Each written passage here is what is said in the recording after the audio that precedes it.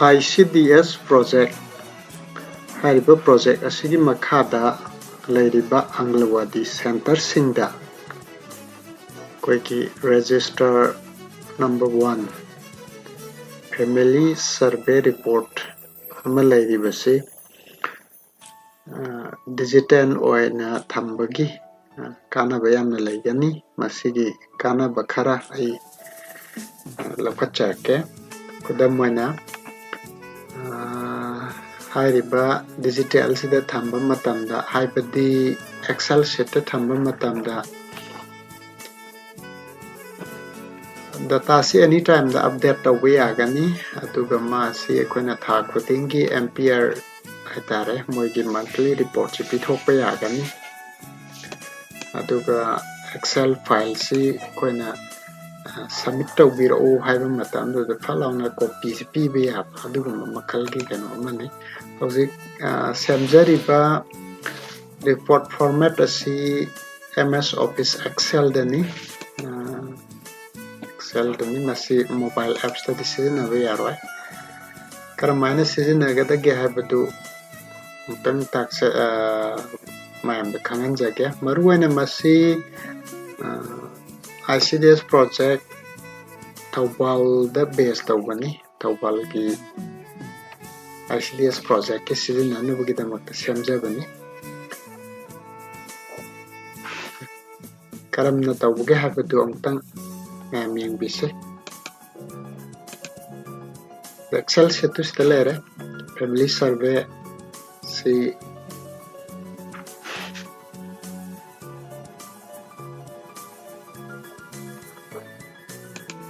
okay Excel file istalere sigi file si hoji akoi open tawsi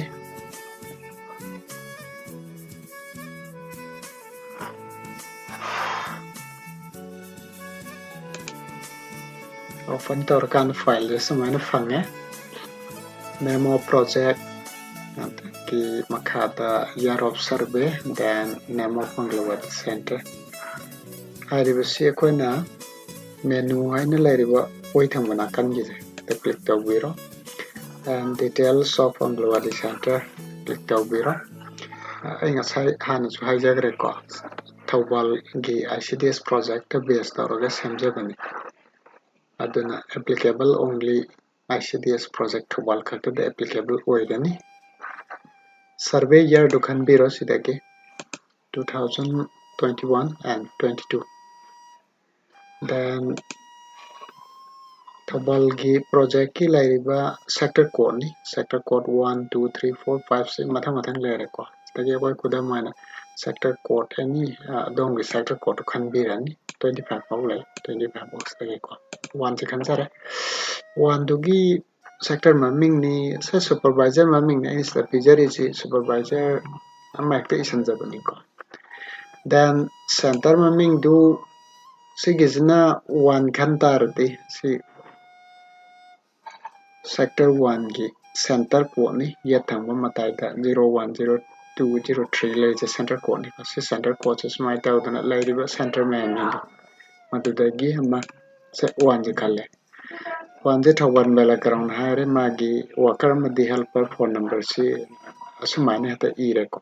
si masagi auto center ni koi ama se 2 kan matan da 2 is my tawlakan anyway 1 gi se susto isi then center se no main na khalasi then area du urban khalle then paka building moire on building moire worker lay helper su lay aduga additional dilaite link sisu laite usmana data loina fill tawlo arba matung duda submit sambiro sina atopa koi atopa district singi sizina ge haitade district singi digi data do supply toxin ba madakar oi hojimaki oina di Thoubal khakta gida kan tawjarage submit sambiro ko submit tawraga hoji submit tawgare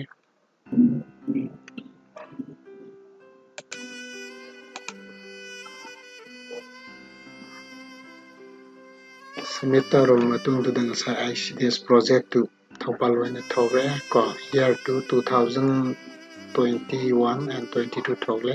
Thoubal Manipur Anganwadi Centre later Anganwadi Centre code to sapir. Then mathang da magi family survey report to hapnana basigi enter tawbiro. Menu te click tawro, then enter family members. Family member do that. Click tawbiro. Obje tatasi karimte yaudri piriba family survey report to Thoubal Manipur for the year si mathakta tum ire. House number do and number 2 family number harshiyare house number harshiyare house number 1 and kalasiko. Then magi family maming do samahta isalasi.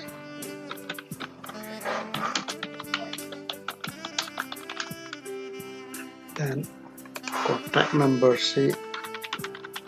let me just sing in a kalasi. Category do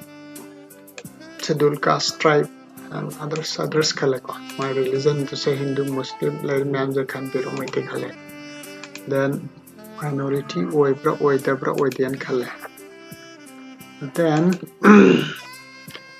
Uzi magi Aadhaar number do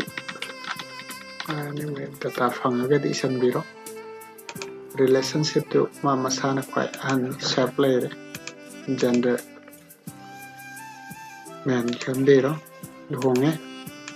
aduga terobart to magi terobart option biro sinin kalasi. And types the masi better later disability si later magi disability to can biro later the kallo no.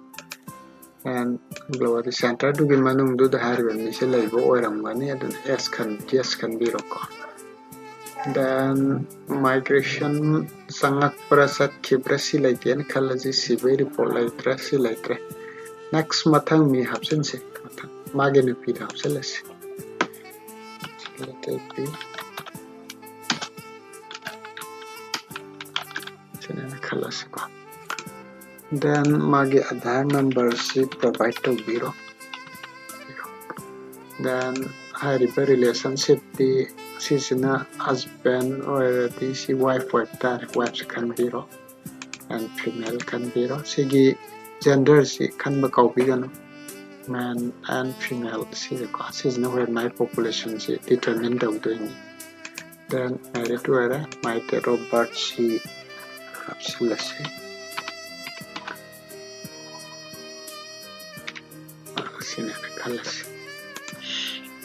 Dan masih pregnant wearing a kalasi wearing a weight and then selera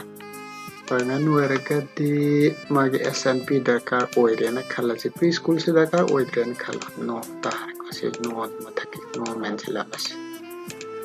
dan masih angang hana malay na kalasi magi family member to the masih eto silabas.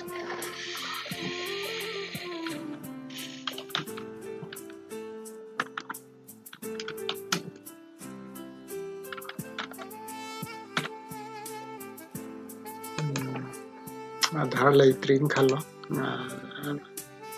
tapi misalnya khalo se female ko married tautri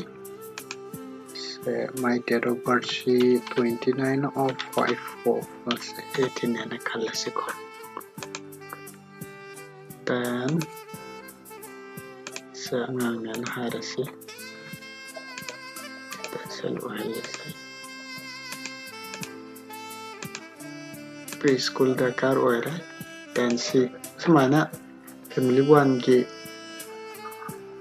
data si fill up tawro matung sida fill up tawro matung sida samito samiro samita samito matung do da ko na kari fanga gebo sagi mi ahum entry taw gitu ahum je sa thol kana dan ahum je manung do da angang 1 to 3 years Nupi macha mayawe pregnancy mayawe samai tawdana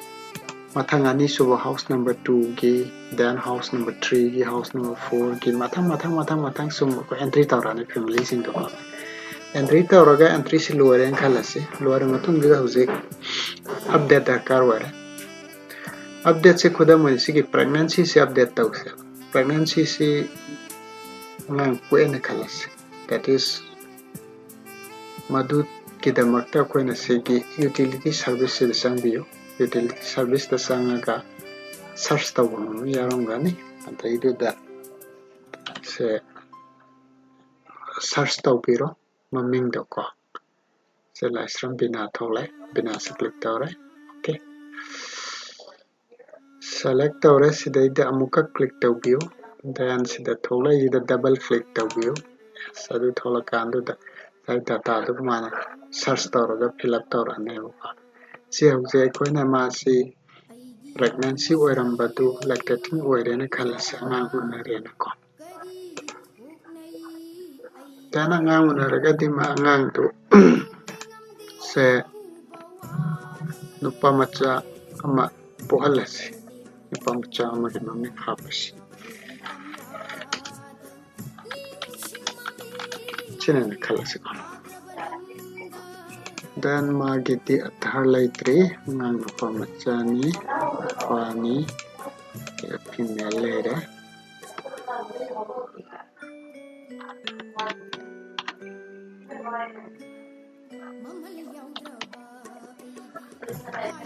siwareko lagi mother's name iyoye si mother's name station biro okay sai were yes we biro then si wahalas then update tawbiro ni ko update tawbiro submit option thoke update si okay update tawro matang duta kari fanga kiabu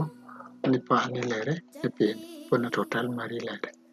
angang nupa machamu poke bata sidaya then pregnancy do hausi lactating on sumaina detail ai si tok tok ya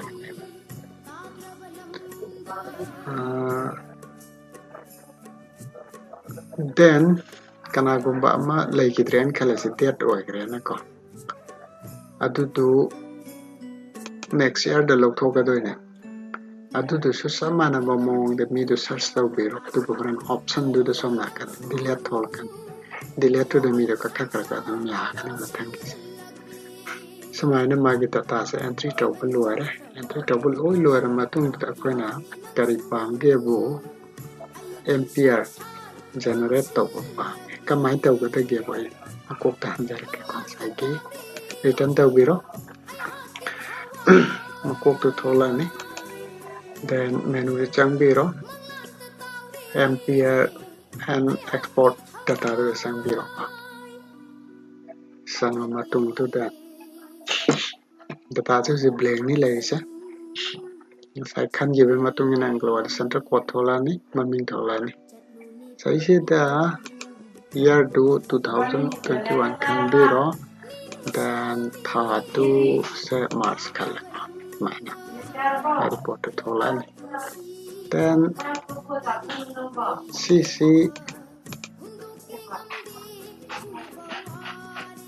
angang se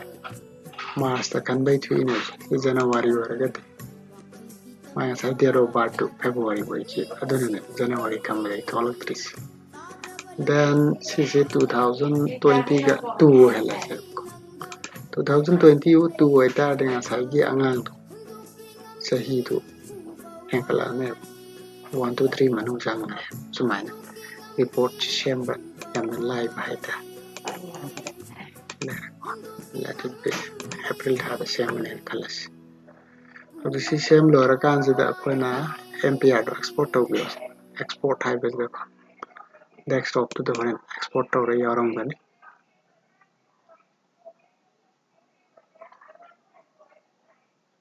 okay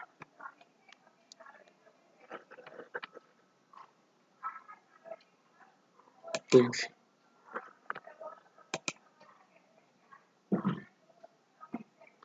Object sila report to MP Anganwadi Center code 01 की April thagi MPR report sumana irai line adum support tawe yagani hangtoga impiro Twitter mana report fanga